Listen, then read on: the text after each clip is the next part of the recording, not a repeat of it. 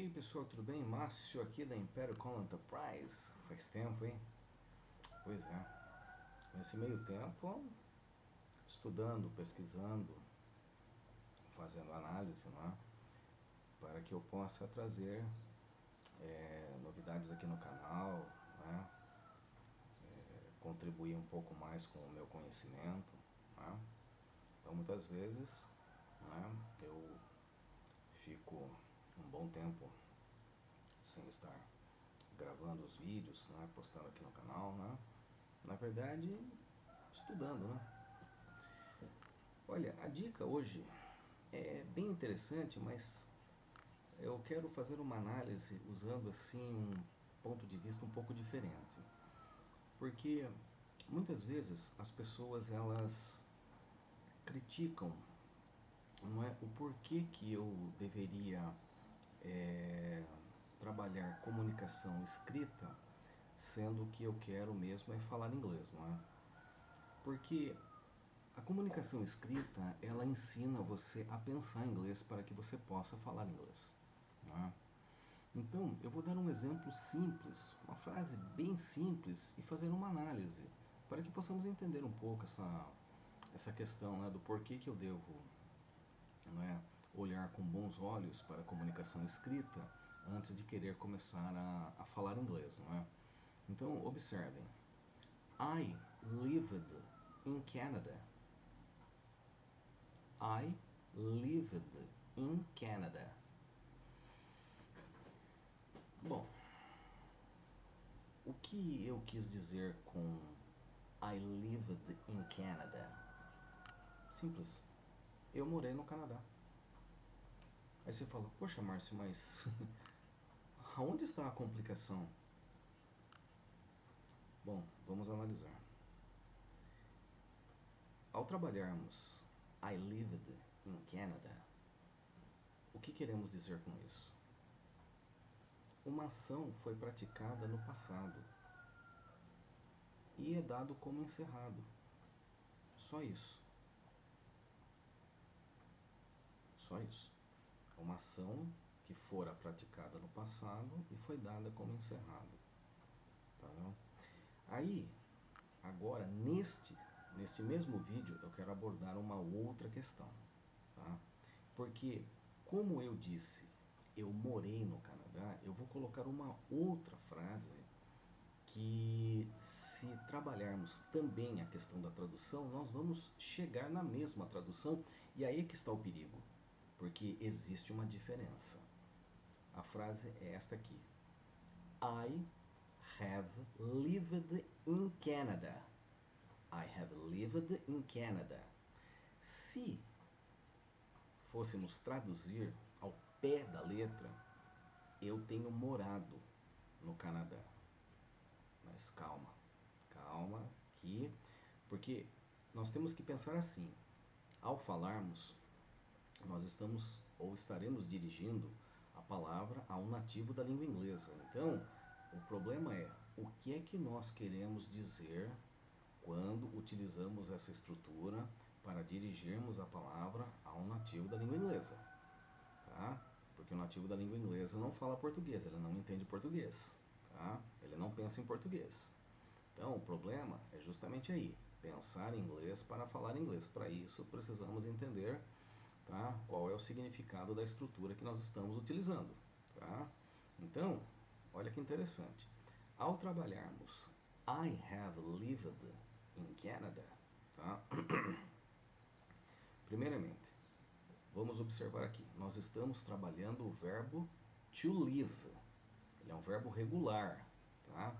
Então, a estrutura possibilita duas linhas de raciocínio. Uma fala da experiência, né, de ter morado no Canadá, tá? E a outra fala do, digamos assim, do deslocamento do país, né, do país original e estando agora, né, morando no Canadá, tá? Então, por isso que depende muito da questão de contexto. Porque se você fala assim, ó, I have lived in Canada, você pode estar dizendo, eu tive a experiência de morar no Canadá, portanto eu posso falar, ó, o Canadá é um país, não é, muito bom, o custo de vida não é tão alto assim, não é, vale a pena, não é, morar e estudar no Canadá, não é? Então você fala da experiência, então significa que você pode não estar mais morando no Canadá. Porém, uma outra questão que eu acho um pouco delicada é, por exemplo, quando você fala I have lived in Canada, você pode estar morando, porque houve o deslocamento do país, não é? Do seu país original, tá? E você se encontra agora morando no Canadá. Então, o verbo permite essas duas linhas de raciocínio utilizando a mesma estrutura. Portanto, I have lived, ele pode passar a ideia da experiência ou da continuidade de uma ação começada, porém não terminada. Mas o verbo live permite esse raciocínio usando a estrutura do presente perfeito. O verbo live permite. Isso não quer dizer que você possa usar a mesma estrutura com outros verbos e trabalhar a mesma linha de raciocínio. Aí gera confusão.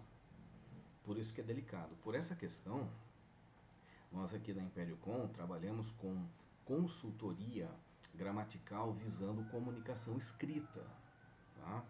Porque assim, a ideia não é, digamos assim, trabalhar semanalmente, e sim dar uma consulta, tá? Porque hoje nós temos um canal no YouTube e nós temos também uma comunidade dentro deste canal onde eu posto várias dicas gramaticais de forma escrita que você pode estar participando, inclusive até marcando, agendando uma consulta para que você possa tirar as suas dúvidas em relação ao ponto que eu tenha postado, ou seja, o ponto que eu tenha estado a analisar, para que você possa ter uma compreensão maior sobre a estrutura, para que você possa aprender a pensar e falar corretamente o inglês. Não só falar, como escrever corretamente também. Portanto, essa questão neste vídeo que agora eu estou analisando, I lived in Canada e I have lived in Canada. Então, o primeiro é passado simples, o segundo é presente perfeito, tá? Portanto, I lived in Canada, nós estamos falando de uma ação que acontecera em um passado, que por sua vez pode ser determinado. Por exemplo, I have lived in Canada in 1985. Morei no Canadá em 1985. Você determinou tempo, então nós estamos utilizando passado simples, o que não pode acontecer no presente perfeito. Você não poderia falar I have lived in Canada in 1985. Isso está errado, porque você determina tempo. Porque determina tempo somente passado simples, não presente perfeito. É bem interessante a análise. E aí a questão do I have lived, você tem duas linhas. Você pode falar da experiência de ter morado e não estar mais morando, ou, por exemplo, estar vivendo essa experiência.